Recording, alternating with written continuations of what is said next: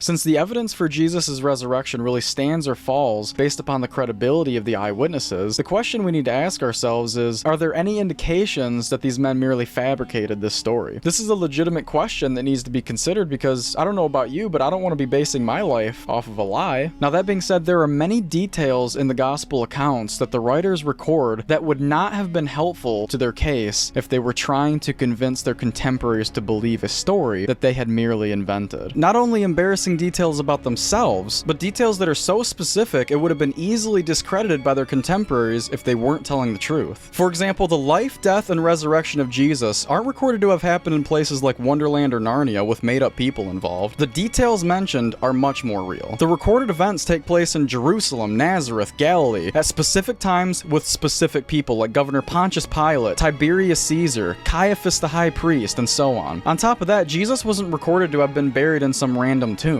He's recorded to have been buried in a tomb owned by a very well-known man in authority at that time by the name of Joseph of Arimathea. These very specific details could have been easily discredited by the skeptics at this time, yet we find no written arguments from any of their contemporaries concerning the validity of these specific names. But we do see evidence from today's archaeological discoveries that these people really existed, and not only that, we have non-Christian historians close to this time also verifying that these people and times were accurately recorded. Now, as I mentioned, there are some embarrassing details that the gospel writers record that would not have helped their case if they were merely trying to convince their contemporaries of a story that they invented. One of those details include recording Mary Magdalene and two other women as the first to witness and proclaim that the tomb was empty and that Jesus of Nazareth was alive from the dead. Now, you may be wondering, why is that an unconvincing detail? Because at this time, the testimony of a woman was not considered to be on par with that of a man's. Women at this time received only a basic education, if any at all, so their judgment was not normally viewed as equal to the judgment of men. This was especially the view of the religious leaders in the first century, as demonstrated by Rabbi Eliezer's comments about where the wisdom of women solely lies. He says, "Women's wisdom is solely in the spindle. The words of the Torah should be burned rather than entrusted to women." Another detail that wouldn't have made sense for the gospel writers to include is the embarrassing story of the disciples being too afraid to remain alongside Jesus as he was being tried and crucified, let alone go visit his tomb guarded by multiple Roman soldiers. The only disciple recorded to have seen the crucifixion and been there with Jesus was John. Yet the women were not afraid to stay with him and even visit his tomb, which was when they discovered that Jesus was not there. This would most definitely fall into a category known as the criterion of embarrassment, which is a historical analysis in which the historical account is deemed likely to be true under the inference that the author had no reason to invent a historical account which might embarrass them. So if the writers of the resurrection account wanted to make their case more convincing, especially to their contemporaries, and less embarrassing for themselves, they shouldn't have made the women be the first witnesses of the resurrected Jesus. But because they did write this down, the evidence shows that they weren't just making up a story, they were recording what actually happened. It shows that they cared more about the truth getting out than how they may have been perceived. Some skeptics raise the question, couldn't the disciples have just stolen the body, hid it somewhere, and then lied about this whole resurrection story? Unlikely for many reasons, but here's a few. If the disciples were going to go steal Jesus' body, they would have to somehow muster up the courage to go to Jesus' tomb, fight off multiple Roman soldiers, break the seal that was placed over the stone by Rome, which would have brought the wrath of Rome upon them, took Jesus' body, hid it, and lied about the entire resurrection event. But as I mentioned in the last point, none of Jesus' disciples besides John was actually present during Jesus' crucifixion under fear of possibly sharing the same fate. We even see Peter denying that he was one of Jesus' followers 3 times after Jesus was arrested. So how these cowardly men all of a sudden became bold enough to try to pull a stunt like that only raises more questions. Like, what would they have to gain by inventing this story? They didn't become rich because they told the story or acquire high political positions of power. They received rejection and execution. They were skinned alive, beheaded, clubbed to death, speared to death, crucified, and stoned for claiming that they had seen Jesus alive from the dead. Many will die for what they believe is true, but is actually a lie. But no one will die for what they know to be a lie. The apostles were now preaching this message to the people that they were once hiding from,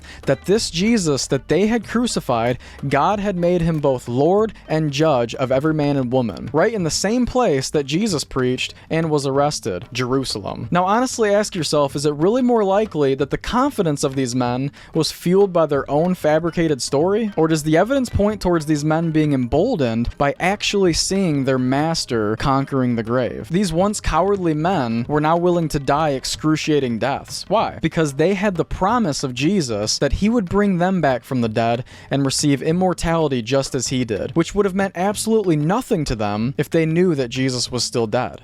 It's held by some that Jesus did not actually die when he was being crucified, but that he merely lost consciousness and later revived in the tomb where his body was placed. Now, if the evidence pointed to this theory being true, it would rule out a legitimate resurrection after the crucifixion attempt. But this theory falls short of the evidence and assumes two very unlikely situations. One being that if Jesus didn't actually die, then the Roman soldiers did not do their job by making sure he was actually dead. This is extremely unlikely considering that the consequences for not doing your job properly as a Roman soldier, especially when it came to handling prisoners, would have meant a very painful execution. We can see just how acceptable it was to Rome when a prisoner wasn't taken care of properly by Herod's reaction upon hearing that Peter had escaped his cell. Then as soon as it was day, there was no small stir among the soldiers about what had become of Peter. But when Herod had searched for him and not found him, he examined the guards and commanded that they should be put to death. We also see the fear of this punishment demonstrated by the soldiers and acts who drew their swords and were about to take their own life after they woke up and saw that the jail doors opened from an earthquake. This shows that they would have preferred to fall on their own sword than face Rome's punishment. And if there's any question concerning the brutality of the Romans when it came to punishment, just remember that not only was it the Romans who perfected the crucifixion, which is where the word excruciating originates from, but they also used other methods of punishment like the pena colliae, which is Latin for penalty of the sack, a punishment consisting of being sewn up in a leather sack with an assortment of live animals including a dog, snake, monkey, and a rooster, or simply a sack full of vipers, and then being thrown into the water. Now, this specific punishment was reserved for specific crimes like treason,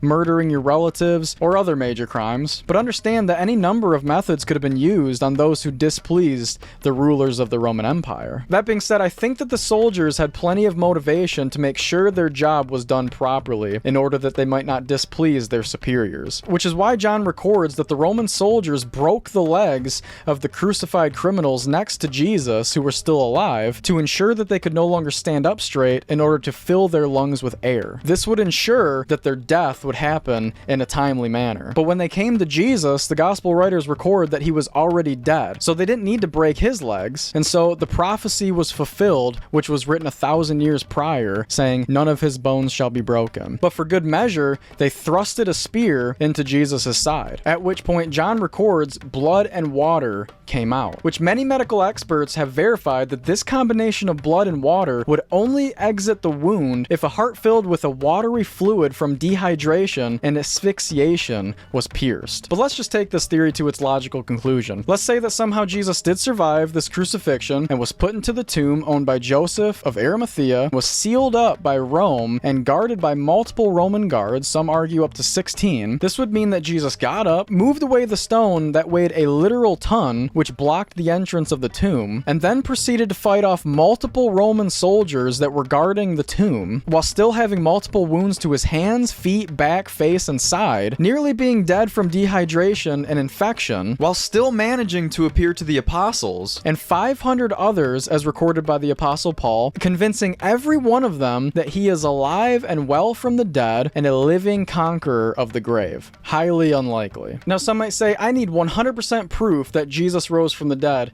in order to believe and follow him. But this is intellectually inconsistent because there's no way that you and I can base our whole lives off of 100% proof. Give me 100% proof that your car is not going to blow up the moment you start it tomorrow. You can't. But you trust the manufacturer to properly and safely assemble your car so that it will not burst into flames at some point down the road. Give me 100% proof that your spouse is not going to put cyanide in your coffee tomorrow morning. You can't. But you take a drink anyways, and you do that because you have acquired enough evidence that your spouse has your best interest in mind and that they truly care for you. We as human beings learn to trust, and if we can't learn to trust, we'll never have a good relationship. Jesus of Nazareth offers a real relationship between us and him. He says, I am the resurrection and the life. He who believes in me, though he may die, he shall live. He promises to those who who believe and follow him, that he will raise them from the dead and give them immortality. Now, what evidence do we have to say that Jesus is trustworthy? Well, the evidence says that Jesus really lived,